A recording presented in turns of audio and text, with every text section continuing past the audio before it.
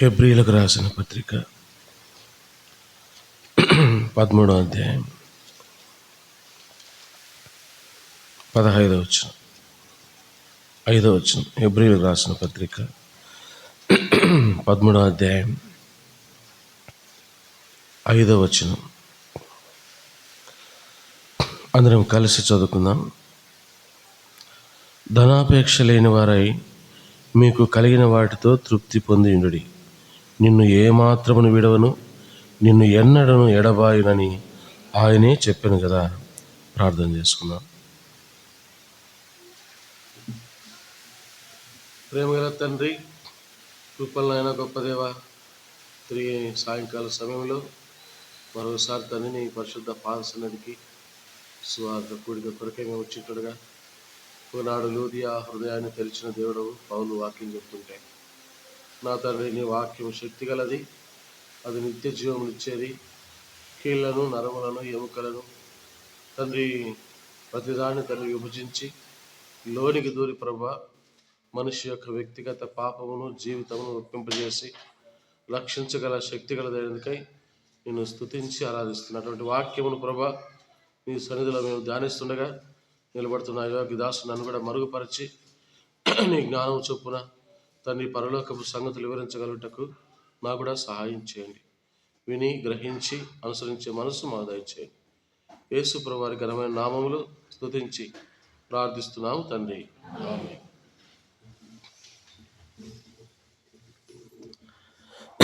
పల్లెటూర్లలో లేదా ఏమీ తెలియనటువంటి అమాయకులైన ప్రజల దగ్గర కొంతమంది సత్యవాక్యాన్ని సరిగా విభజించి చెప్పి ప్రజల దగ్గరికి దేవుని చేర్చే కంటే ఎక్కువ శాతం ఏమని చెప్తారంటే యేసు ప్రభు దగ్గరికి వచ్చేకి, లేదా ఆ సేవకుడు కానీ ఒక పాస్టర్ కానీ తొందరగా పెద్దవాడైపోయి లగ్జరీగా బతకడానికి పేరు తెచ్చుకోవడానికి ఏం చేస్తారంటే స్వస్థతలు, రోగాలు, ఆ రకాల సమస్యలు తీసుకొని వచ్చేసి ఏం చేస్తారు, దేవుడు మీకు ఈ మేలు చేస్తాడు, మీరు దేవుని యొద్దకు రండి అని చెప్పడం మొదలు పెడతారు. నేను ఎందుకు ఈ మాట చెప్తున్నానంటే, మధ్యాహ్నం ఒక అక్కగారు చెప్తూ వచ్చారంట, సంవత్సరం నుంచి దేవుని మందిరానికి వస్తున్నాను అక్క, వస్తానమ్మా, నాకే మేలు కలగలేదు అని మన మందిరానికి వచ్చేటువంటి ఒక సహోదరి చెప్తున్నప్పుడు నాకు బాధ వేసింది ఆ మాట అన్నప్పుడు. యేసు ప్రభు ఎందుకు వచ్చినాడో చెప్పేవాడు సరిగా చెప్పడు. అంటే చెప్పేవాడు ఎవరు? సేవకులు. అంటే ముందున్న వాళ్ళని కాదు, అట్లా ఫీల్ అయ్యి మళ్ళీ ఫోన్ చేశారు, నేను క్షమించాలా, నేను చెప్పేది అది కాదు. కొంతమంది దైవ సేవకులు, ముఖ్యంగా వేరే డినామినేషన్ సంబంధించిన పాస్టర్లు ఏం చేస్తారంటే అదే పనిగా మైకులు పెట్టుకొని, మీకు గర్భఫలం లేదా, మీకు ఉద్యోగాలు రాలేదా, మీరు చేత పీడించబడుతున్నారా అని చెప్పేసి రకరకాలుగా మైకు ద్వారా ప్రచారం చేసి, యేసుప్రభు దగ్గర రండి మీకు ఉద్యోగం ఇస్తాడు, యేసుప్రభు దగ్గర రండి మీకు అది చేస్తాడు ఇది చేస్తాడు. అసలు యేసుప్రభు ఎందుకు వచ్చినాడు? నీకు ఉద్యోగం ఇవ్వడానికి కాదు, నీకు పెళ్లి చేయడానికి కాదు, నీకు బిడ్డని ఇవ్వడానికి కాదు. ఇస్తాడు, అన్నీ ఇచ్చేది ఆయనే. ఆయన కాదని ఏది మనం పొందుకోలేం. నేను చెప్పేది ఏంటంటే, అసలు ముఖ్య ఉద్దేశం ఏంది? యేసుప్రభు ఎందుకు వచ్చినాడు ఈ లోకానికి అంటే, మనకు నిత్య జీవం ఇవ్వడానికి యేసుప్రభు వచ్చినాడు. పాపములో ఉన్న మనిషిని ఆ పాపము నుండి తప్పించి పాపిని దేవుని దగ్గరకు చేర్చడానికి వచ్చిన వాడే ప్రభు అయిన యేసుక్రీస్తు. ముఖ్య ఉద్దేశం ఏంటంటే, ఆయన పాపులను రక్షించుటకు క్రీస్తు యేసు ఈ లోకమునకు వచ్చిన వాక్యము నమ్మదగినది, పూర్ణాంగీకారమునకు యోగ్యమైనది ఉన్నది అని తిమోతికి పత్రికలో పౌలు చెప్తాడు కదా.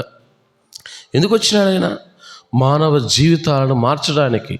హృదయంలో నలిగిపోయి విరిగిపోయి చనిపోవాలి, జీవితం ఎందుకు, మనశ్శాంతి లేదు అనుకునే వారికి మనశ్శాంతిని ఇవ్వడానికి. చక్కటి పాట పాడతాం, శాంతి సంతోషం సమాధానము ప్రభు యేసు ఇచ్చును, రండి ఆయన దగ్గరికి రండి అని. దేనికి వచ్చిన ఆయన? నా శాంతిని మీకు అనుగ్రహించుచున్నాను.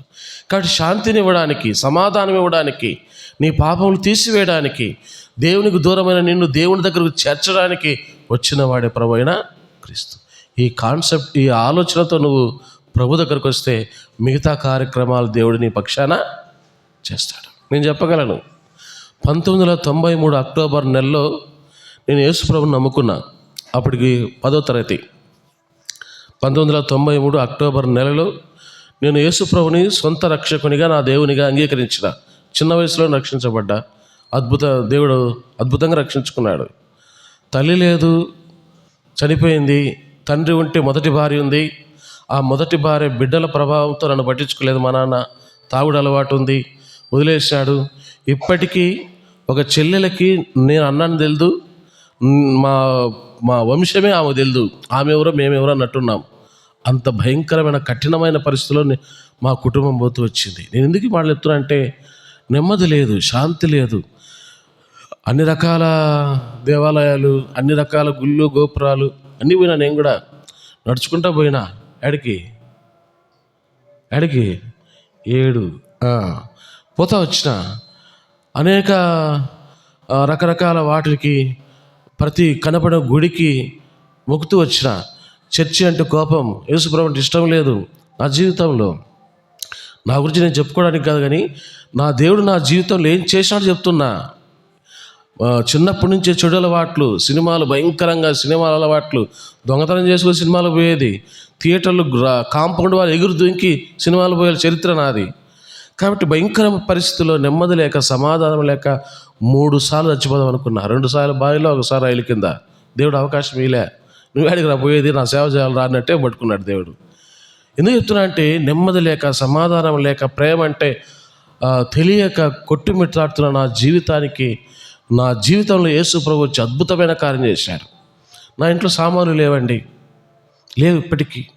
నిన్నగాక మొన్న నా బిడ్డ ఉద్యోగంలో చేరితే, ఆ ఉద్యోగాన్ని బట్టి ఇప్పుడు ఇన్స్టాల్మెంట్లో, బజాజ్ ఫైనాన్స్లో ఇన్స్టాల్మెంట్లో ఒక్కొక్క వస్తువు తెచ్చుకుంటాను. ఇప్పుడు మొదలుపెట్టాం. వస్తువులు లేవు. నా దేవుడు నన్ను ఆస్తికర్తగా చేయలే. నా దేవుడు నాకు ఆస్తి ఇవ్వలే. నా దేవుడు నన్ను ధనవంతుని చేయలే. నాకు ఇచ్చిన ధనం ఏందో తెలుసా? నా దేవుడు పాపక్షమాపణ. నా దేవుడు నాకు ఇచ్చిన ఆస్తి ఏందో తెలుసా? మనశ్శాంతి. ఇప్పుడు మీరందరూ కలిసి నన్ను కొట్టినా నా దేవుడు నాకున్నాడనే గొప్ప ఆ నిరీక్షణ, అది నా దేవుడు నాకు ఇచ్చింది. శాంతి, మనశ్శాంతి, సంతోషం. చెప్పన శక్యము మహిమయుక్తము నీవు సంగీన సంతోషము. ఎలాంటి సంతోషం? ఎలాంటిది? ఈ లోకంలో ఒక సినిమా నీకే లేదు, ఒక బీడీ నీకు ఇవ్వలేదు, ఒక బ్రాందీ నీకు ఇవ్వలేదు, నీ బంధువులు నీకు ఇవ్వలేరు, నీ భార్య, నీ భర్త ఎవరు ఇవ్వని సంతోషం, లోకం ఇవ్వని శాంతి, సంతోషం యేసుప్రభు దగ్గర. అందుకురా యేసుప్రభు కాడికి. నాకు ఆ మాట అంటేనే సిస్టర్ సేవకురాలు ఇప్పుడే ఇంతకుముందే ఒక సహోదరి ఇట్లా అంటా వచ్చింది అంటే రమణమ్మకు కూడా దానికి సాక్ష్యం. అంటే మీ గురించి ప్రార్థన చేస్తున్నారులేమ్మా పాస్టర్ వాళ్ళు, భయం లేదులే రండి అని చెప్పి ఆమె చెప్తా వచ్చింది. అక్కగారు ఎందుకు ఈ మాటలు చెప్తున్నానంటే, దేవుని బిడ్డలారా, ఎందుకు వచ్చినాడు దేవుడు? ఉద్యోగాలు ఇవ్వడానికి, గర్భఫలం ఇవ్వడానికి, నీ రోగాలు తీసేయడానికి, నిన్ను ఆస్తిమంతుడిగా చేయడానికి. దీనికోసం కదండి యేసుప్రభు వచ్చింది. దేనికోసం వచ్చినాడు? లోకంలో ఎవ్వరు ఇవ్వడానికి వచ్చిన వాడే ప్రభు అయిన యేసుక్రీస్తు. అందుకని ఇక్కడ ఏమంటాడంటే, హెబ్రీ 13:5 ఏమంటున్నాడు? నిన్ను ఏ మాత్రమును విడువను, నిన్ను ఎన్నడును ఎడబాయను. మనిషి ఎలా అంటాడంటే, మనుషులము మనం ఎలాంటి వాళ్ళమంటే, మనం దేవుని మర్చిపోతాం. కడుపు నిండితే, పెద్దలు సామెత ఏం చెప్పినారు తెలుసు? మీ సామెతలు నాకంటే మీకే బాగా తెలుసు, కాకపోతే ఇక్కడ చెప్పరు అంతే, బయట చెప్తారు బాగా. నాకు కొన్ని తెలుసు, ఆ కొన్ని తెలిసి నేను ఎగిరి పడతాంట అంతే, ఇంకేం తేడాలే. కడుపు నిండితే ఏంటంట? ఏం చెప్పరేమండి? కైలాసం. కడుపు నిండితే కైలాసం. తాగుడుబోతులు చూసారా? రూపాయి ఉండదు. పక్కన వాడిని అడిగి, రేపు 2 రూపాయలు, 5 రూపాయలు ఏంటి రాని ఫుల్గా దాగి ఏమంటాడు? వాడికి నేను పెట్టాను అంటాడు. వాడు అడుక్కొని దాగి వాడికి నేను పెట్టాను అంటాడు. మళ్ళా మనిషి జీవితము అలాంటిది. దేవుడు ఎలాంటి వాడంటే మనం ఎన్ని చేసినా ఎలా ఉన్నా దేవుడు మనల్ని ఏం చేయడంటే ఆయన ఎన్నడూ కూడా విడువడు, ఎడబాయడు. మన దేవుని మర్చిపోతాం. కొంత ఉంటే మన దగ్గర ఏం చేస్తాం, కడుపు నిండితే దేవుని మర్చిపోతాం. డబ్బు ఎక్కువైతే దేవుడు గుర్తుకు రాడు. నిజంగా అండి, కొంతమందికి చేతులు ఎత్తి నమస్కారం చేయాల్సి వస్తుంది తప్పకుండా. ఒకవేళ నీ దగ్గర ధనం ఉండి అన్నీ ఉండి నువ్వు తగ్గించుకొని పరిచర్య చేయగలుగుతున్నావంటే, 10 మందికి సహాయం చేయగలుగుతున్నావంటే నువ్వు ధన్యుడివే. నేను చెప్పగలను. అట్లా ఎవరైనా సరే, అది ఎవరైనా సరే, లోకంలో ఉన్న అన్యులైనా సరే, దేవుని మందిరంలో ఉన్న దేవుని బిడ్డలైనా సరే, డబ్బు ఉండేవాడికి గర్వం ఎక్కువ ఉంటుంది. డబ్బులు పుష్కలంగా ఉన్నవానికి విపరీతమైన గర్వం ఉంటుంది. కాబట్టి దేవుని మర్చిపోతాం. కానీ మన దేవుడు ఎవరంటే ఎలాంటి వాడంట, నేను విడువను, ఎడబాయను. మన దేవుడు మనుషులకు ఎలా ఉండే, ఆ పాపిష్టులైన మనుషుల దగ్గర ఆయన ఎలాంటి దేవుడు అంట, ఆయన గుణం ఏంటి అంటే, అపోస్తుల కార్యములు 17వ అధ్యాయం, అపోస్తుల కార్యములు 17వ అధ్యాయం 25వ వచనం. అపోస్తుల కార్యములు 17వ అధ్యాయం చదవండి అక్క. ఆయన అందరికీ జీవమును ఊపిరిని సమస్తమును దయచేవాడు గనుక తనకు ఏదైనాను కొదవయున్నట్టు మనుషుల చేతులతో సేవింపబడువాడు కాడు. మరియు యావత్ భూమి మీద కాపురముండుటకు ఆయన ఒకరి నుండి ప్రతి జాతి మనుషులను సృష్టించి, వారు ఒకవేళ దేవుని తడవులాడి కనుగొందిరేమో అని తన్ను వెదుకు నిమిత్తము నిర్ణయ కాలమును వారి నివాస స్థలం యొక్క పొలిమేరలను ఏర్పరచను. ఆయన మనలో ఎవనికి దూరముగా ఉండువాడు కాడు. అంటే ఎందుకు దేవుడు ఈ మాట చెప్తున్నాడు? 24వ వచనం చూడండి. జగత్తును అందలి సమస్తమును నిర్మించిన దేవుడు తానే ఆకాశమునకును భూమికిని ప్రభువు అయినందున హస్తకృతములైన ఆలయములలో నివసింపడు. అంటే మనుషులు నిజమైన దేవుణ్ణి విడిచిపెట్టి, 23వ వచనం చదువుతాను. నేను సంచరించుచు మీ దేవతా ప్రతిమలను చూచుచుండగా ఒక బలిపీఠము నాకు కనబడెను, దాని మీద తెలియబడని దేవునికి అని వ్రాయబడింది. మనుషులు ఎలాంటి వాళ్ళంటే,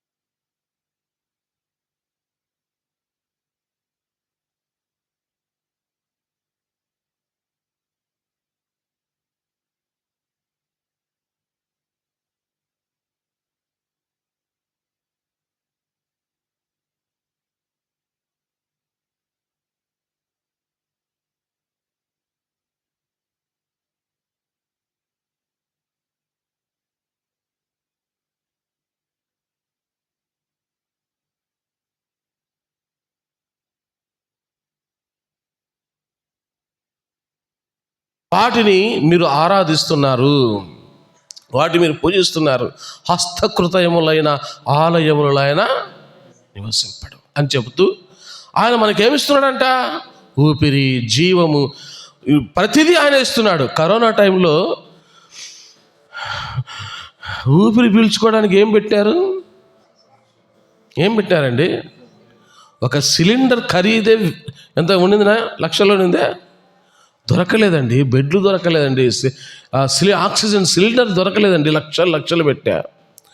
ఊరికే పైసా ఇవ్వకుండా ఇప్పుడు గాలి పిలుస్తున్నావు. నువ్వు కూర్చున్నావు, గాలి పిలుస్తున్నావు. చెబుతున్నా గాలి పిలుస్తున్నా. నేను చెబుతున్నా గాలి పిలుస్తున్నాను, కూర్చున్న గాలి పిలుస్తున్నావు. నువ్వు గాఢ నిద్రపోయి గురకలు పెట్టా, నిద్ర పోస్తున్నా, నువ్వు గాలి పిలుస్తుంటావు. ఫ్రీ. ప్రతిదీ దేవుడు నీకు ఫ్రీగా ఇచ్చినాడు. భూమిలో నీటిని ఫ్రీగా ఇచ్చినాడు దేవుడు నీకు ఫ్రీగా ఇచ్చినాడు.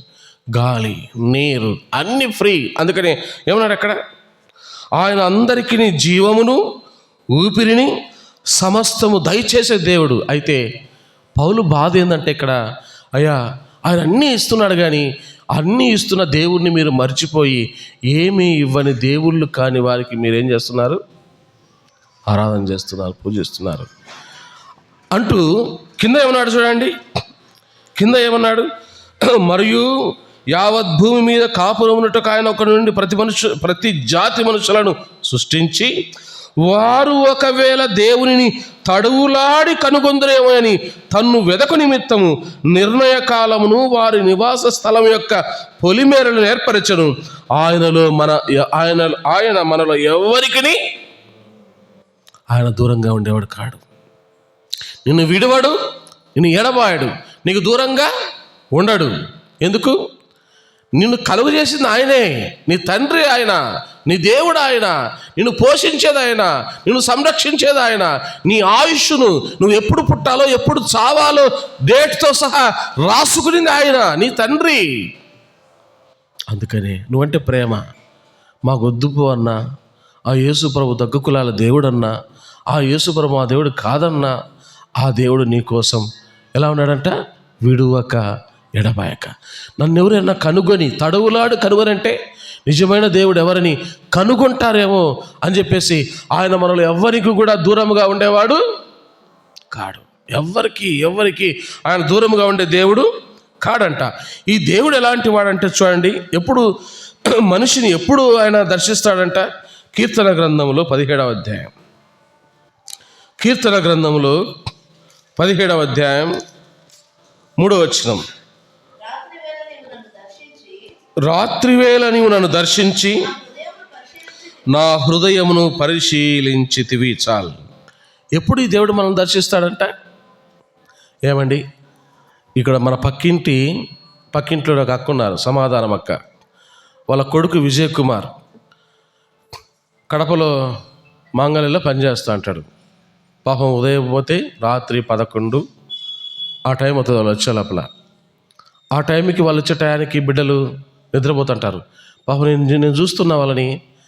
ఆ తండ్రి ఏం చేస్తాడంటే, తల్లి ఉదయం బిడ్డలకి లోపల వంట చేస్తూ ఉంటుంది. తండ్రి పొద్దున్నే లేచి ఏం చేస్తాడంటే ఆ బిడ్డల బట్టలన్నీ ఉతికేస్తూ అంటాడు. తల్లి లోపల వంట చేస్తుంది, బిడ్డల క్యారీ సిద్ధపరుస్తూ ఉంటుంది, అన్నం భోజనం సిద్ధపరుస్తుంది.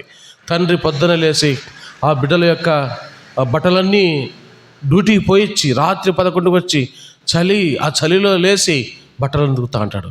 ఎందుకు మాట చెప్తానంటే, తండ్రి డ్యూటీ 11:30 నుంచి వచ్చినా 12కి వచ్చినా నిద్రపోతుంటారు పిల్లలు, చిన్నపిల్లలు కానీ పెద్ద పిల్లలు నిద్రపోతుంటే తండ్రి ఎక్కడ కూర్చుంటాడు? వచ్చి రాక ఎప్పుడోసారి వచ్చినా అనుకోండి, తండ్రి ఎక్కడన్నా డ్యూటీ చేసుకుంటా వెంటనే ఎక్కడికి పోతాడు చెప్పండి? బిడ్డలుంటే ఏనా ఇమ్మానేలనా అనుభవం ఉంది మీకు?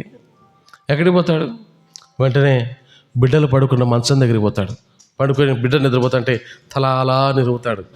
ఏం తిన్నాడు నా బిడ్డ? ఏమంటాడు తండ్రి? నిద్రపోతున్నాని 11:30కి 12కి వచ్చిన తండ్రి ఏమంటాడు? ఏం తిన్నాడు వీడు?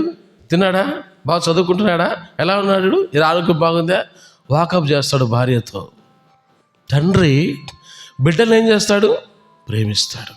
దేవుడు కూడా మనల్ని ఎప్పుడు దర్శించేవాడంట?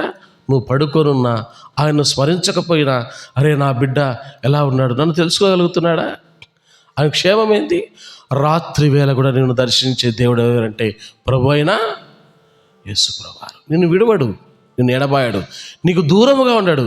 నిన్ను రాత్రి వేళ కూడా ఆయన నీ వెంటనే నా బిడ్డ నా గురించి తెలుసుకుంటాడేమో, నా గొప్పతనాన్ని తెలుసుకుంటాడేమో, నిజమైన దేవుడు ఎవరో తెలుసుకుంటాడేమో అనే ఆశతో లోబడిన వాళ్ళని ప్రజల వైపు దినమెల్లా చేతులు చాపి ఎదురు చూస్తున్న దేవుడు ఆయన. ఎందుకు వచ్చినాడు దేవుడు అంటే నీకు మనశ్శాంతి ఇవ్వడానికి, నీకు రక్షణ ఇవ్వడానికి.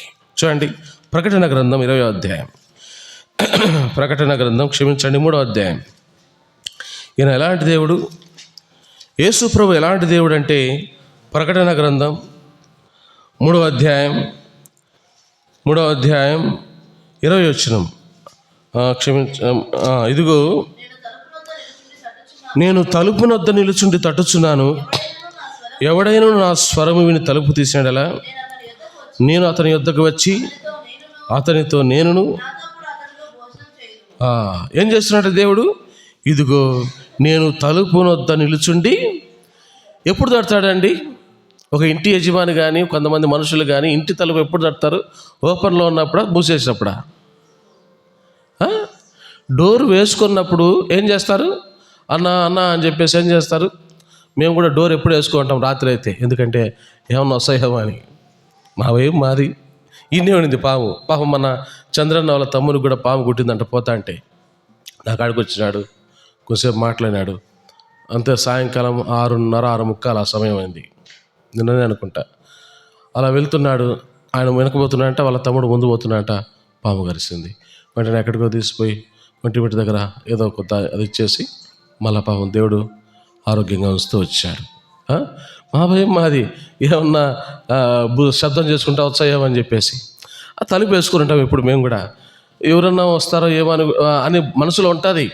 సరిలో వస్తే తలుపు తట్టాలే అని ఒక ఆలోచన. కాబట్టి తలుపు వేసుకున్నప్పుడు ఏం చేస్తాం మనం? అన్నా అని ఏం చేస్తాం? తలుపు తడతాం. మనిషి దేవునికి తలుపు తీయకుండా తలుపు వేసుకొని నువ్వు మాకు అక్కర్లేదన్నట్టుగా దేవుని దగ్గర మనం ప్రవర్తిస్తున్నా అని ఎలా ఉన్నాడంట? మన హృదయం అనే తలుపు దగ్గరకు వచ్చి ఏం చేస్తున్నాడు? అక్క రమణమ్మక్క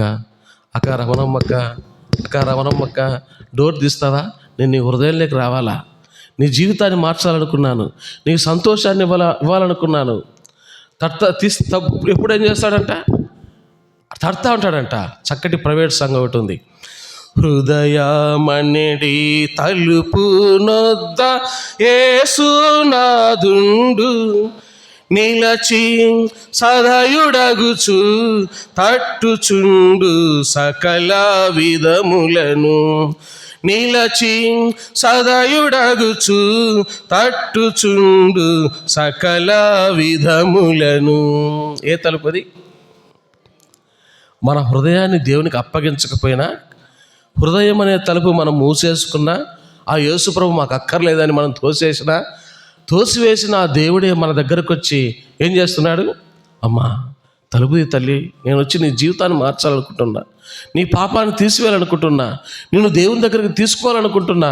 అమ్మ నన్ను ఆహ్వానిస్తే నేను నీ లోపలికి వస్తా అని మన తలుపు ఏం చేస్తున్నాడు? ఆయన తట్టే దేవుడు.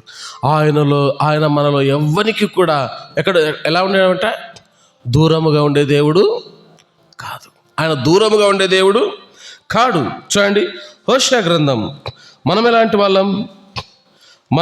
వారం? హోషేయ గ్రంథం 7వ అధ్యాయం. హోషేయ గ్రంథం 7వ అధ్యాయం 10వ వచనం.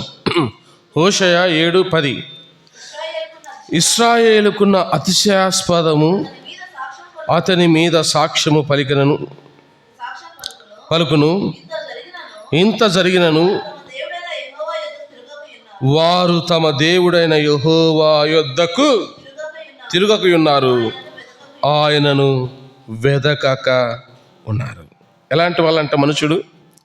ఈ లోకంలో మనిషి ఎలాంటి వాడంటే, నిజమైన దేవుడు, సృష్టించిన దేవుడు, పోషిస్తున్న దేవుడు, భూమికి సారం ఇచ్చి అనుభవించండి అని చెప్పేసి అన్ని రకాల పక్షుల్ని ఏమండి ఎప్పుడు ఆ బ్రాయిలర్ కోడి తింటే ఆరోగ్యానికి మంచిది కదని నాటుకోవాలని ఇచ్చినాడు.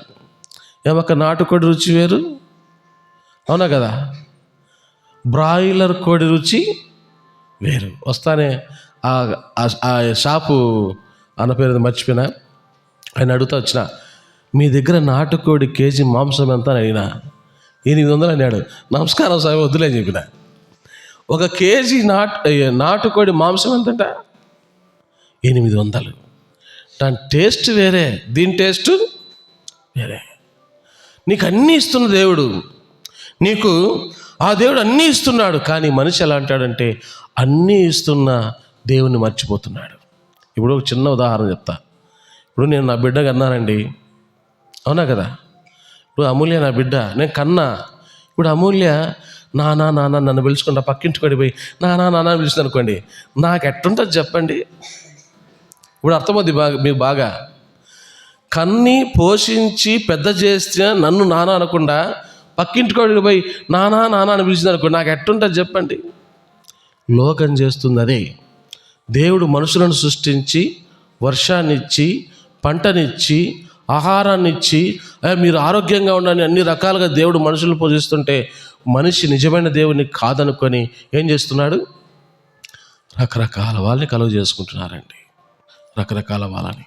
అందుకని ఆ దేవుడు అంటున్నాడు ఇక్కడ, ఏమంటున్నాడు? వారు తమ దేవుడైన యెహోవా యొద్దకు తిరగక ఉన్నారు, ఆయనను వెదకక ఉన్నారు. నన్ను తెలుసుకోలేకపోతున్నారు, వాళ్ళు నన్ను వెదకలేకపోతున్నారు, నా నామమును వాళ్ళు స్మరించుకోలేకపోతున్నారు, నేను దేవుడిని వాళ్ళు తెలుసుకోలేకపోతున్నారు. దేవుడు పడుతున్న బాధ అండి. ఒక తల్లి వచ్చాను నా కాడికి ఈ మధ్యకాలంలో, ఇక్కడికే వచ్చి ఒక విషయం నాకు చెప్తా, అన్నా నా బిడ్డ గురించి ప్రార్థన చేయండి. రారా అంటే రావడం లేదన్నా, నా బిడ్డ రారా అంటే నా బిడ్డ నా దగ్గరికి రావడం లేదన్నా నా బిడ్డ నా కాడికి. పెద్దోడు, తల్లి తండ్రి కష్టపడి పెంచి పోషించినారు, చదివిచ్చినారు, చక్కటి భవిష్యత్తుగా ఉండాలని ఆశపడ్డారు. ఆ తల్లి అదే పనిగా ఇంటికాడికి వచ్చి, అన్నా నా ఇలా ఉంది పరిస్థితి, నా బిడ్డ కోసం ప్రార్థన చేయన్నా. ఎందుకంటే నా బిడ్డ నా దగ్గరికి రావాలా. ఒక సహోదరు ఉంది, మీ మధ్యలో కూర్చున్నారు. ఆ సహోదరు ఏం చెప్పిందంటే, బిడ్డ కూడా కాదు, బిడ్డ కూడా కాదండి, బిడ్డలు వాళ్ళని చూడాలని ఆశ ఉందన్నా, కానీ వాళ్ళు నా ఇంటికి రావడానికి ఆటంకాలు కొన్ని ఉన్నాయి. వాళ్ళు మా ఇంటికి రావడానికి ప్రార్థన చేయండి అన్నా. ఏమండి, బిడ్డ కూడా కాదు, బిడ్డకు పుట్టిన బిడ్డలపైన మమకారం. మరి దేవుడు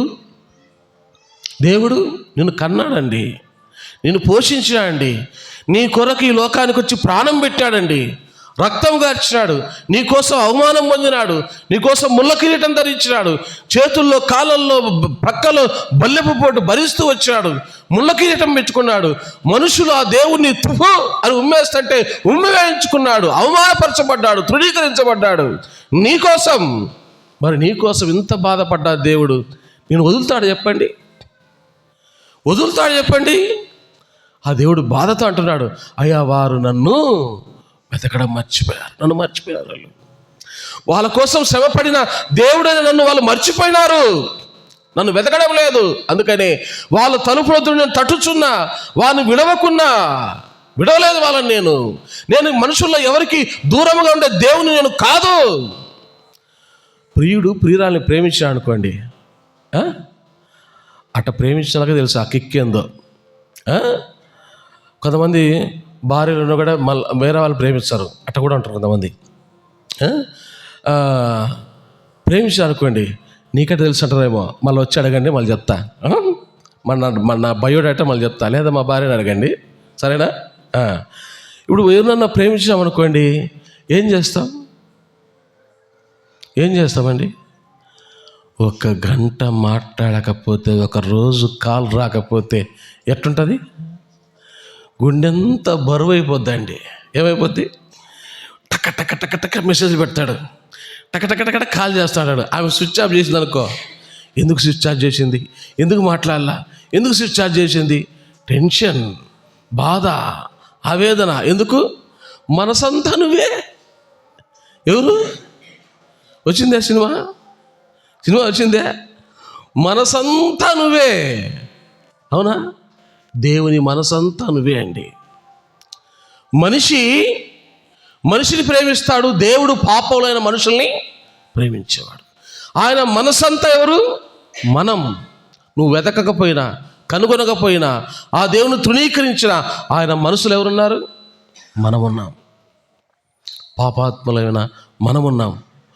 మన గురించి ఆయన ఆలోచన. ఇర్మియా గ్రంథం చూడండి, మనం ఎలాంటి వాళ్ళము, ఆయనను వెతకని వాళ్ళం. 2వ అధ్యాయం, ఇర్మియా గ్రంథం 2వ అధ్యాయం 27వ వచనం. ఇర్మియా 2:27. వారు నా తట్టు ముఖము తిప్పుకొనక వీపునే తిప్పుకొనిది, అయినను ఆపత్కాలంలో లేచి మమ్మను రక్షింపమని వారు మనవి చేయదు. ఏం చేస్తారంటే మనుషుడు ముఖము తిప్పుకొనక ఏం చేస్తున్నారంటే దేవునికి. ఒక బిడ్డ కన్న బిడ్డ తల్లిదండ్రి ఎదుటికి వచ్చిన తర్వాత రే నీ ముఖం చూపిరా, రే ఆ బంగారు ముఖం చూపిరంటే బాబా నేను నా ముఖం మీద నీకు చూపించేది అని వీపు తిప్పుకొని పోతున్నాడు అనుకోండి, ఇష్టం లేదనుకోండి చూడ్డానికి కూడా, ఆ తల్లికి ఎంత బాధ ఉంటుందండి, ఆ తండ్రికి ఎంత బాధ ఉంటుందండి. దేవుడు కూడా అదే బాధపడుతున్నాడు. అయ్యా నా బిడ్డలు నేను కలుగు చేసుకుంటే, సృష్టించుకుంటే, నేను నిజమైన దేవుణ్ణి అయితే ఈ ప్రజలంతా ఏం చేశారంట, ముఖం ఆయన తట్టు తిప్పుకొనక, ఆయనను చూడడానికి ఇష్టపడక, ఆయనను అసహించుకొని ఆయన వైపు ఏం తిప్పినారంట, వీపునే తిప్పినారంట. ఆయన వైపు వీపునే తిప్పుతూ వచ్చారంట. మానవుని పరిస్థితి ఇది. ఆయన్ని వెదకని వారం, ఆయనను ఆరాధించని వారం. మనం ఎలాంటి వాళ్ళం? వీపును ఆయన వైపు తిప్పిన వారం, ఆ నిజమైన దేవుణ్ణి తెలుసుకొని వారం. ఇది మన పరిస్థితి. యోబు గ్రంథం 21వ అధ్యాయం, యోబు గ్రంథం 21వ అధ్యాయము 14వ వచనం. వారు నీ మార్గములను గూర్చిన జ్ఞానము మాకు అక్కరలేదు, నీవు మమ్మును విడిచిపో అని ఎవరితో చెప్తున్నారంట? దేవునితో చెప్పాను. ఎవరితో? మనిషి ఎవరితో చెప్తున్నాడంట? మనిషి వీపును ఎవరి వైపు తిప్పినాడు? దేవుని వైపు. ఆయనను వెతకడంలే. ఎవరిని? దేవుణ్ణి వెతకని మనుషులు ఉన్నారు లోకంలో. ఇక్కడేమన్నాడు 14లో, నీ మార్గములను గూర్చిన జ్ఞానము మాకు అక్కరలేదు, నీవు మమ్మను విడిచిపోమని దేవునితో. నా బిడ్డనాడండి జాను, సంపాదించుకుంటే వాడు బజాజ్ ఫైనాన్స్లో 36,000 దాకా సంపాదించవచ్చు ఒక నెలకి. పవన్ అని ఇప్పుడే ఫోన్ చేశాడు, సెల్ ఇచ్చిన మా అబ్బాయికి, పని మానేశాడు. 36,000 దాకా ఒక నెలకి అతని జీతం వస్తుంది. అతను కానీ బాగా పనిచేస్తే ఇన్సెంటివ్స్ అని జీతం ఎంత ఉంటుంది, కొన్ని ఫైల్స్ చేసుకుంటే ఇన్సెంటివ్ కింద దగ్గర 36,000 రూపాయలు సంపాదించుకోవచ్చు. అతని జీతం అలా సంపాదించుకోవచ్చు. నేను ఒకటే చెప్పిన కదా, ఆల్రెడీ నువ్వు దూరంగా ఉన్నావు, కడపలో ఉన్నావు,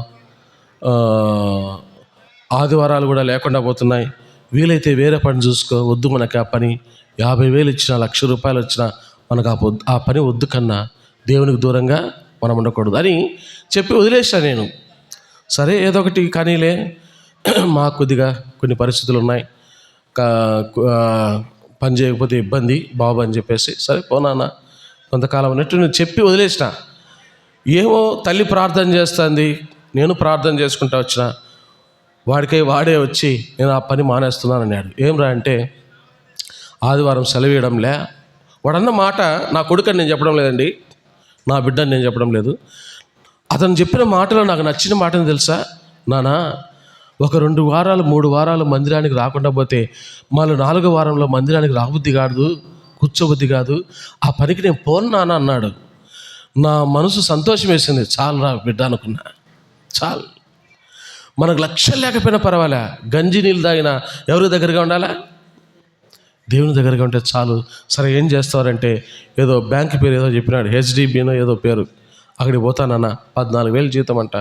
ఏదైనా ఒక ఫైల్ చేసుకుంటే ఇన్సెంటివ్స్ ఇస్తారు, 3 నెలలు అవకాశం ఇస్తారు, లేకపోతే అది కూడా తీసేస్తారంటే పోతే పోయిందిలే నాన్న పో అని చెప్పిన. యేసుపాదమని అడిగిన, అన్న మీ దగ్గర ఏదైనా పని ఉంటే చూడండి నా బిడ్డకి అని. డబ్బులు కాదండి, దేవుడు మనం ఆయన దగ్గరికి రావాలని కోరుతున్నాడు, మనం ఆయన ప్రేమించాలని దేవుడు కోరుతున్నాడు. నిజంగా నా బిడ్డ విషయంలో నేను దేవుని మందిరంలో వాడబడ్డానికి మాకున్న తక్కువ స్తోమతను బట్టి అతనికి ఒక ఏదైనా ఇన్స్ట్రుమెంటు అతని ఆశని బట్టి నేర్పిస్తే ఇంకా దేవుని సన్నిధికి దగ్గర అవుతాడు కదా, కష్టం వస్తే వచ్చిందిలే అని చెప్పేసి. ఇంకొక విషయం తెలుసా, ఆ బజాజ్ ఫైనాన్స్ వాళ్ళు సార్కి కాల్ చేస్తున్నారు, అయ్యా మీ కొడుకు ఆదివారం కూడా సెలవిస్తాము రమ్మని. మావాడు ఒకటే మాట్లాడాడు, నీకు తెలుసు ఆయన పరిస్థితి, ఆఫీస్ వాళ్ళ పరిస్థితి, ముందు రమ్మంటారు మళ్ళీ ఉండమంటారు, వద్దలే అంటారు, నేను పోన్నానా నీకు తెలుదు అని తగులుకున్నాడు ఇంకోడు. సరే అతని మనసు మన ఎందుకు కష్టపెట్టాలా, మాకు కూడా కొద్దిగా బాధ వేసింది. ఎందుకు లేకపోతుందని మాకు కూడా బాధ వేసింది. సరేలే, దేవుని కంటే ఏది ఎక్కువ కాకూడదని చెప్పేసి, సరేలే నాన్న మంచి వద్దులే, నీ నిర్ణయమే నువ్వే ఆలోచించుకొని చెప్పేసి వదిలేసినాం. ఎందుకు చెప్తున్నట్టు ఈ మాటలు? మనిషి అనుకుంటాడంట, నిన్ను గూర్చిన జ్ఞానము మాకు అక్కరలేదు, దేవుడు మాకు వద్దు. ఏమన్నాడు అక్కడ? నీవు మమ్మల్ని విడిచిపోమ్మని దేవునితో. మనిషికి ఏం కావాలంటే డబ్బు సంపాదన కావాలా, మనిషికి ఏం కావాలంటే లోక సుఖాలు కావాలా. దేవుని రామ్ గోపాల్ వర్మ ఎంతమంది తెలుసు? Cinema director. మంచి మంచి సినిమాలు చూస్తుంటాడు, మంచి మంచి సినిమాలు తెచ్చాడు, చాలా మంచి తెచ్చాడు. చూసిన వాళ్ళకి అర్థమవుద్ది.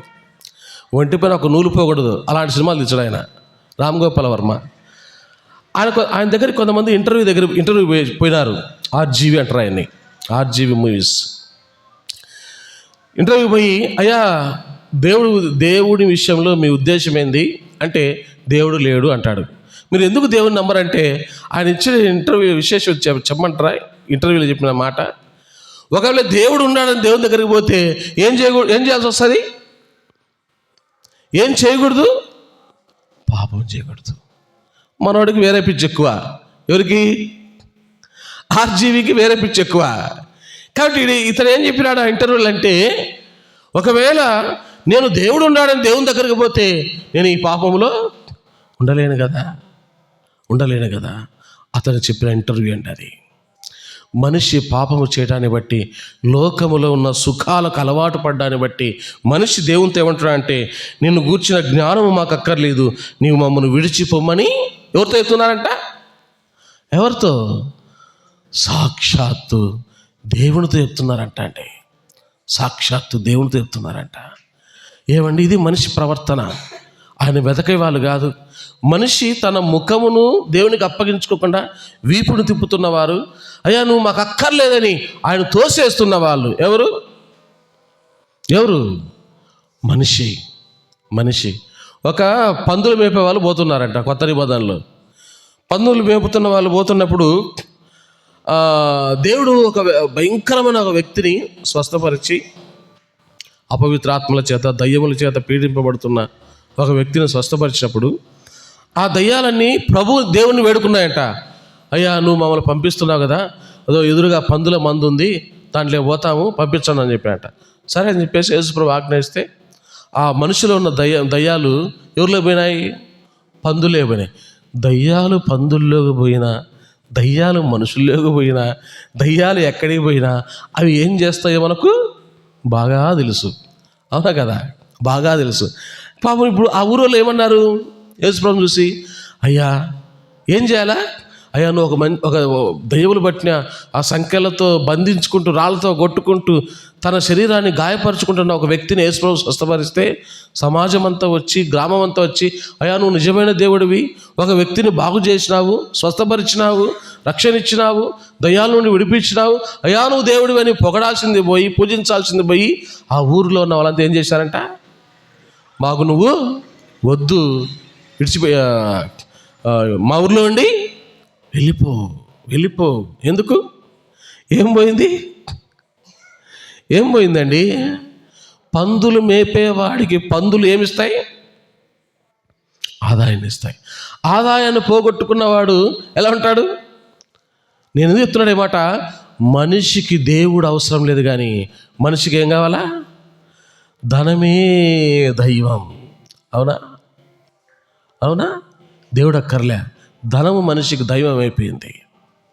అందుకని ఒక వ్యక్తి దయ్యమా అని టైటిల్ పెట్టి వాంచిపడేసిన ఒక ఆయన. ఎందుకు చెప్తున్నాడు ఈ మాటలు? మనిషి దేవుని తృణీకరిస్తున్నాడు. ఎందుకంటే ఆయన వద్దనుకుంటాడు. ఎందుకంటే లోకములో ఉన్న సుఖాలను, పాపాన్ని బట్టి. అయితే మన దేవుడు ఎలాంటి వాడంటే, చూడండి యెషయా గ్రంథం 65వ అధ్యాయం. మనిషి ఇంత చేస్తున్నా ఆ దేవుడు ఏం చేస్తున్నాడు అంటే మానవుని పట్ల, యెషయా 65 మొదటి వచనం నేను చదువుతాను. యెషయా 65 మొదటి వచనం నుంచి నేను చదువుతాను. నా యొద్ద విచారణ చేయని వారిని నా దర్శనమునకు రానిచ్చితిని, నన్ను వెదకని వారికి నేను దొరికితిని. నేనున్నాను, ఇదిగో నేనున్నానని నా పేరు పెట్టబడిన జనముతో చెప్పుచున్నాను. తమ ఆలోచనను అనుసరించి చెడు మార్గమును నడుచుకొనుచు లోబడినొల్లని ప్రజల వైపు దినమంతయు నా చేతులు.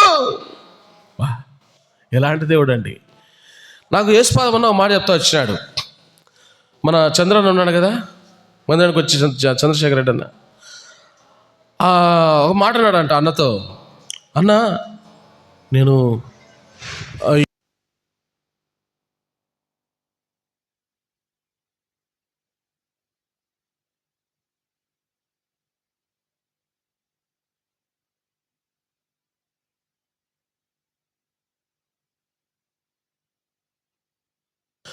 ఆయన అన్నాడంట, మేము అన్నీ చదివినాము, ఆ గోడ పైన ఏదో ఒక వాక్యం రాసిందంట, ప్రయాసపడి భారం మోసుకొనుచున్న సమస్త జనులారా నా యొద్దకు.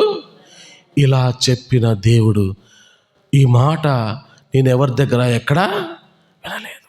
అలా చెప్పిన దేవుడు ఈయనే అని చెప్పినట్టు సాక్షి చెప్పినట్ట. నిజమండి, నిజం. ప్రయాసపడి భారం మోసుకున్న సమస్త జనుల రండి, నా దగ్గర రండి, నేను మీకు విశ్రాంతి. లోబడనొల్లని ప్రజల వైపు దినమెల్లా ఏం చేస్తున్నాడంటే చేతులు చాపి, రమణమ్మ అక్క, రమణమ్మ రమణమ్మ రామ్మ, నా బిడ్డవు కదా, నా దగ్గరికి రామ్మ, రా తల్లి. ఎప్పుడెప్పుడు ఆ దేవుని కవిగిట్లో మనల్ని చేర్చుకోవాలని నాకు వేసుకుంటే అసహ్యమండి. కాజీపేటలో టీచర్స్ కాలనీ మనకు దగ్గరే కదా, ఈ పక్క ఉంది కాజీపేట. టీచర్స్ కాలనీలో మా బంధువులు ఉన్నారు. నాకు లేని అలవాటు అంటూ లేదు, కొన్ని ఉన్నాయి, మరి అంత దుర్మార్గం కాలేండి. యేసుప్రభు అంటే మొత్తానికి ఇష్టం లేదు. కాజీపేటలో మా బంధువులు ఉన్న ఇంటి దగ్గరికి నేను వెళ్తూ వచ్చిన. ఆమె పేరు గ్రేసమ్మ. గ్రేసమ్మ అయితే నేను హిందూను. ఆ ఇంటికి పోయిన తర్వాత నాకు ఒక మాట చెప్పింది ఆమె, నువ్వు యేసుప్రభుని నమ్ముకుంటే సైకిల్ వస్తుందని. అప్పుడు నేను, నా వయసు చిన్నది, ఎప్పుడు రక్షించబడినా చెప్పిన బిచార ఏకనిరంజన్, ఏం సిల్లి కావలేదు, తినడానికి కూడా తిండి లేదు. అది నా హాస్టల్లో ఉండి చదువుకుంటున్నా అంతే.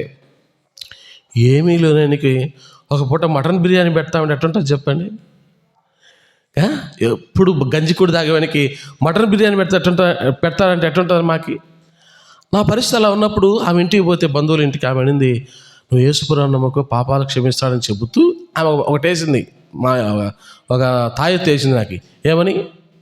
నీకు సైకిల్ ఇస్తాడని. అప్పట్లో సైకిల్ అంటే హీరో, హర్క్యులస్, అట్లాస్, ఆ సైకిల్ ఫేమస్ అప్పుడు. ఆ సైకిల్ ఉంటే గొప్ప అప్పుడు. ఇప్పుడు పెద్ద పెద్ద బండి ముందు ఇట్టుంటుంది, వెనక ఇట్టుంటుంది, మధ్యలో ఇటు లోయన్ ఇట్టుంటుంది. ఆ బండ్లు ఇప్పుడు ఉన్నా కూడా మనకి రావాలి, తృప్తిలే. కార్లు ఉన్నా తృప్తిలే. అప్పుడు సైకిల్ ఉంటే గొప్ప మనిషికి కదా. అప్పుడు సైకిల్ ఇస్తాడని చెప్పేసి నేను ఒక మందిరాన్ని వినండి.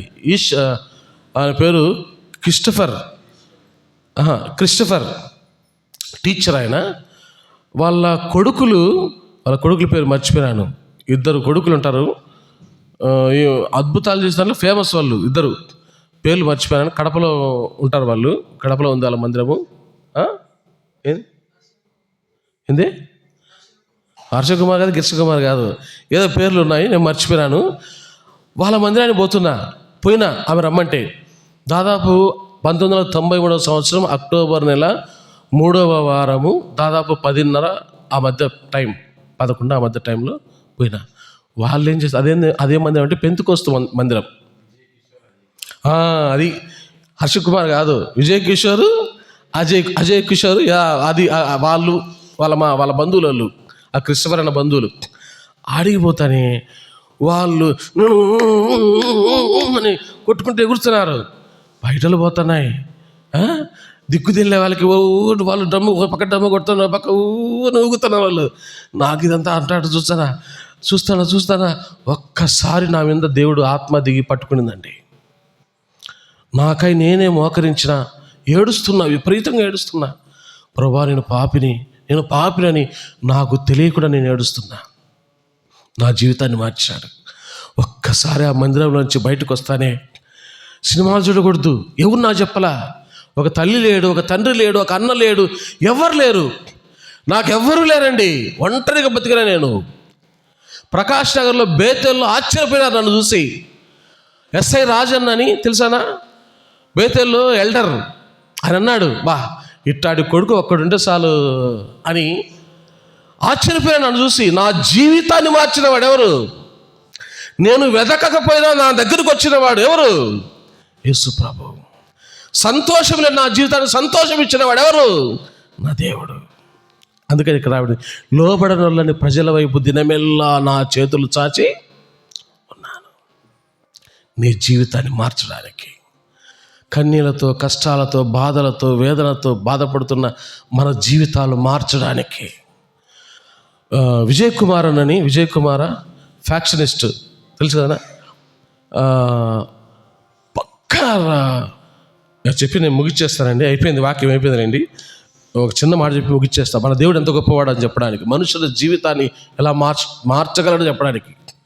పక్కా ఫ్యాక్షనిస్ట్. తన చేతులతో బాంబులు తయారు చేసి ఆయన గురించి యూట్యూబ్లో కూడా ఇంటర్వ్యూ ఉంది, చూడండి. ఆయన పేరు విజయ్ కుమార్ అనుకుంటాను, మైకేల్ విజయ్ కుమార్ అన్న. పక్క ఫ్యాక్షనిస్ట్. బాంబులు పట్టుకున్నవాడు, చేత్తో బాంబులు తయారు చేసినవాడు స్వయంగా. అలాంటి భయంకరమైన వ్యక్తి, తాగుడుబోతు, భార్య విశ్వాసి. భర్త యొక్క జీవితాన్ని గమనించింది. కన్నీళ్లతో ఆ భర్త కోసం భార్య ప్రార్థన చేస్తూ వచ్చింది. భార్య యొక్క కన్నీటిని దేవుడు చూసి భయంకరమైన బాంబులతో తిరుగుతున్న వ్యక్తి జీవితాన్ని దేవుడు మార్చేసి ఇప్పుడు ఒక పాస్టర్, దేవుని సేవకుడయ్యాడండి.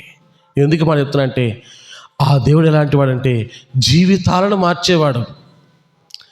నీకు అవి ఇస్తా, బెల్లం ఇస్తా, పప్పులు ఇస్తా, నా దగ్గర నేను పిలిచేవాడు కాదు. పాతకాలంలో పిలిచేవాళ్ళు ఏమని మీ దగ్గర రాగి సామాన్లు ఉంటే, ఆ సామాన్లు ఉంటే పప్పులు బెల్లం పెడతామమ్మో అని. ఇప్పుడు లేదు, ఆ సీన్ మారిపోయింది. అంతేనా? పాతకాలంలో అలా ఉండేది. అరిసేవాళ్ళు, మీ దగ్గర ఉంటే పప్పులు బెల్లం పెడతారు. పప్పులు బెల్లం పెట్టేవాడు కాదు ఈయన. జీవితాలను మార్చేవాడు, హంతకులను మార్చేవాడు, వ్యభిచారాలను మార్చేవాడు. ఏం దేవుడు అండి! ఆయనను అసహించుకున్న వారిని మార్చగల శక్తి గల దేవుడు. బాంబులు పట్టుకున్న వ్యక్తి చేతుల్లో బైబిల్ పట్టుకున్నట్టు చేశాడు దేవుడు. గొప్ప దేవుడు, మన జీవితాలు మార్చే దేవుడు. అందుకని ఎక్కడున్నాడంట? మన హృదయం అనే తలుపు దగ్గర నిలిచిండి, అమ్మ తలుపు తీయండి, నేను మీ దగ్గరకు వస్తా అని చెప్పేసి ఆహ్వానిస్తున్నాడు. లోపల ప్రజల వైపు ఎట్లా ఉన్నాడట? దినమెల్లా చేతులు చాపుతాడు. ఒకవేళ ఇంకా ఇక్కడ కూర్చున్న ఎవరైనా రక్షణ లేకపోతే, యేసు ప్రభు గురించి సరైన అవగాహన లేకుండా మందిరానికి వస్తుంటే, ఈ రోజైనా యేసు ప్రభు నమ్ముకోండి. ప్రభా, నేను పాపిని, నా జీవితాన్ని మార్చు ప్రభా, నా బ్రతుకు మార్చు ప్రభా, నా కుటుంబంలో నెమ్మది లేదు ప్రభా, నా బిడ్డల ద్వారా నాకు నెమ్మది లేదు ప్రభా, ఇదిగో నీ వాక్యం నేను వింటూ వచ్చిన, నా జీవితాన్ని మార్చు అని ఒక చిన్న ప్రార్థన దేవుని దగ్గర చేయగలిగితే, నీ బ్రతుకును మార్చగల దేవుడు, నీ కుటుంబాన్ని మార్చగల దేవుడు. ప్రార్థన చేసుకుందాం. ప్రేమగల తండ్రి, కృపలైన గొప్ప దేవ, రాత్రికాల సమయంలో మరోసారి నీ ఘనమైన, పరిశుద్ధమైన, మహోన్నతమైన నాను బట్టి తండ్రి నేను స్తుతించి ఆరాధిస్తున్నాను. మహిమగల మహాదేవుడు, గొప్ప దేవుడు, అందుని బట్టి స్తోత్రములు తండ్రి. నాయన, మేము నిన్ను విసర్జించిన మా వీపు తండ్రి నీ వైపు తిప్పుకున్నప్పటికీ, నిన్ను గూర్చిన జ్ఞానం మాకు అక్కర్లేదని దేవ నీతో మేము చెప్పగలిగినప్పటికీ తండ్రి, మమ్మల్ని అయితే విడవక ఎడబాయక మమ్మల్ని అంటిపెట్టుకున్న దేవుడు, నిన్ను విడువను ఎడబాయను అని సెలవిచ్చిన దేవుడు. మాలో పాపములున్న, అవిధేయత ఉన్న తండ్రి, నిన్ను గురించి ప్రభు మేము పట్టించుకోకపోయినా మా గురించి నువ్వు శ్రద్ధ వహించిన దేవుడు, మమ్మల్ని ప్రేమించే దేవుడు, మా హృదయమైన తలుపు దగ్గర నిలుచుండి తట్టుచున్న దేవుడు, మా జీవితాలు మార్చాలని, లోకం ఇవ్వని సంతోషం మాకు ఇవ్వాలని తండ్రి, మా కుటుంబాలను యజమానిగా ఉండాలని, మేము చనిపోతే ఆ దేవుని రాజ్యం మాకు ఇవ్వాలని తండ్రి, లోబడిన వాళ్ళని ప్రజల వైపు తండ్రి, నిజమైన దేవుని వైపు ఈ ప్రజలు తిరుగుతారేమో అని తను ఎదురు చూస్తున్న దేవా నీకు స్తోత్రములు. ఆయన కొన్ని మాటలు నీ ప్రజలకు తెలియజేస్తూ వచ్చినాం. ఎవరైతే రక్షణ కార్యం లేదో తన నామకార్థంగా ఎవరున్నారు, ఎలాంటి మనసుతో నీ సన్నిధికి వచ్చినారు, ప్రతి హృదయ అంతరింద్రియములు తండ్రి ఎరిగిన దేవుడు, వారి జీవితాలు మార్చండి, మేలుకై జ్ఞాపకం చేసుకున్నామని యేసు ప్రభువు వారి ఘనమైన నామములో స్తుతించి ప్రార్థిస్తున్నాము తండ్రి, ఆమేన్.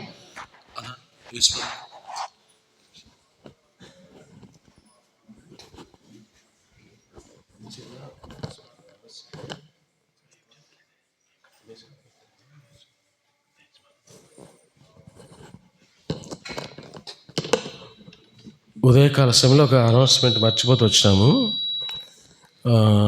ఎర్రగుంటలో జిల్లా ఉపవాస ప్రార్థన ఉంది.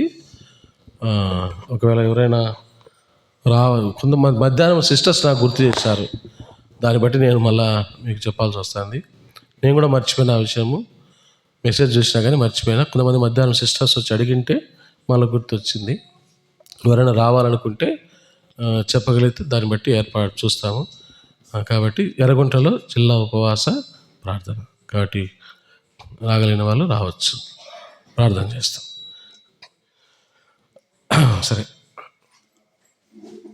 మన తండ్రి అయిన దేవుని ప్రేమ, ప్రభువైన యేసుక్రీస్తు వారి యొక్క కృప, పరిశుద్ధాత్మిక అన్యోన్య సహవాసం ఇక్కడ చేరిన మనకు లోకంలో చెదిరి ఉన్న సకల పరిశుద్ధులకు సదాకాలం తోడై ఉండును గాక. ఆమేన్.